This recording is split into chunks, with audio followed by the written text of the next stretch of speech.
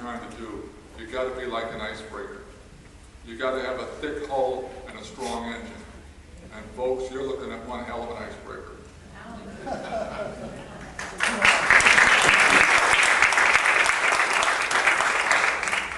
My name is Catherine Frohoff. I apologize for my voice. I have a cold.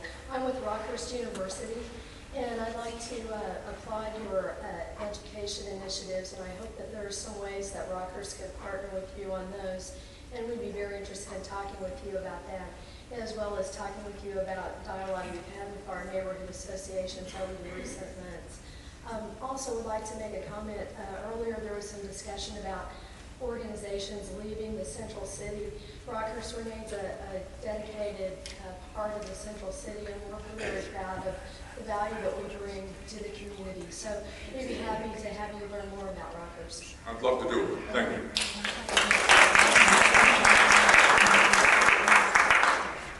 Thanks, Mr. Funkhouser, for being here. And I had a question for you about the accountability factor behind some of the people that you get for the Parks and Rec Board. I've continually called down the Parks and Rec Board, and although that I'm an advocate of the dog park, I understand things don't always go your way. And then talking to Marcy Jones and Bill Gary, and I've had some discourse with them, but I've also called all of the park board members to try to understand where these recent amendments came from and how they went about finding these arbitrary, or what I feel is arbitrary numbers for distance and acreage. And I've got absolutely nowhere. I've got no return calls. I did get to talk to Aggie Stackhouse, which, wow. Understand how somebody like that is supposed to be a civil servant. Somebody calls her to inquire, and she pretty much lit into me. So I'm asking for advice on how I start a discourse with these people and try to find out how we get there, where we go, and working with them, and not having this somewhat transparency that they're giving us right now. How would you go about doing that? I would keep calling, keep sending letters, and I'd copy the mayor on the letters. Right.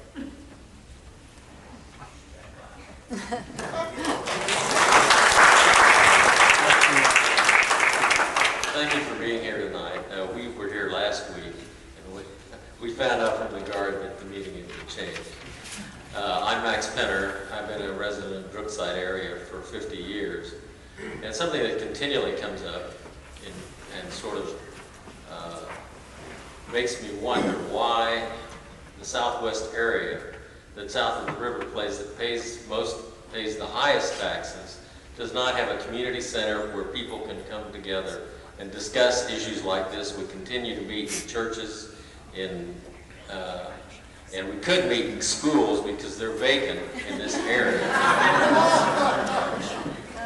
And also, you talk about how the city is split and the government is split between Jackson County, the park board, the school board, the junior college board, the city administration. You're split.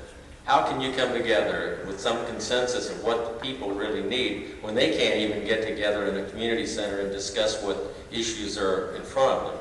I think that the dog park is one of them.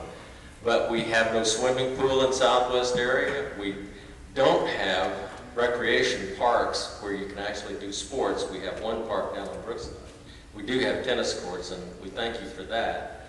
But we don't have much recreation in the southwest part of the area. And we do pay high taxes. We do pay a good part of our curbs and sidewalks. We are assessed that amount. Is that universal over the city?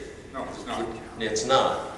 So we're paying for, and also the big crow on my throat is with the Parks Department in the planting of sweet gum trees and the parking.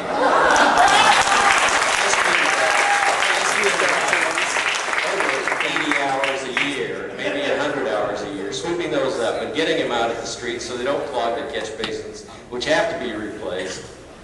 And my neighbors don't, but the city only comes and picks up yard waste twice a year, and we're thankful for that, and I do want to thank you for that.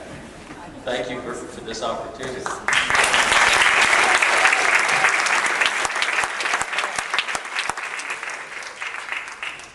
My name is Morgan Perry. I'll keep this short. We moved into the Waldo neighborhood 2 years ago, and it was a fight to get my husband here. He's from Johnson County, loves the Kansas, and I fought to get here into Waldo, into this area, because I think this is a great neighborhood that can be really great. And it's, when you were talking about getting people here, I don't know what we can do more to get more people here. It is a struggle. It has a bad reputation, but it's so nice to be here. And things like the dog park, or even just the groups of people coming together to talk about the dog park, whether we get it or not.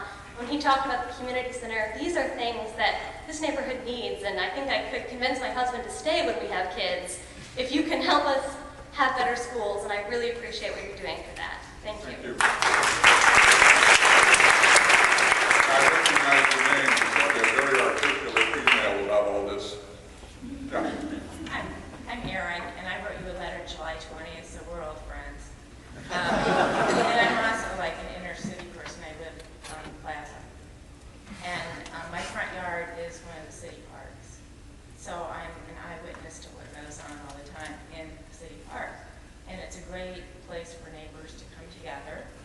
So I'm a real advocate for using the parks, which we do with or without anyone's permission with our dogs.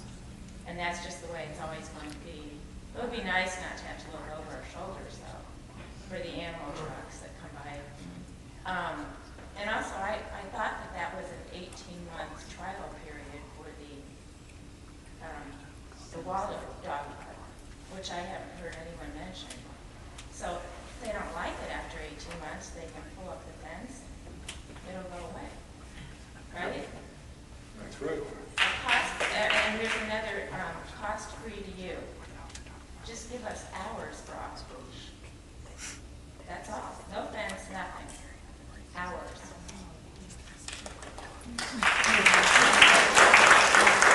That's it, folks. Thank you all very much for coming out tonight. I really do appreciate it. Stay engaged, stay involved.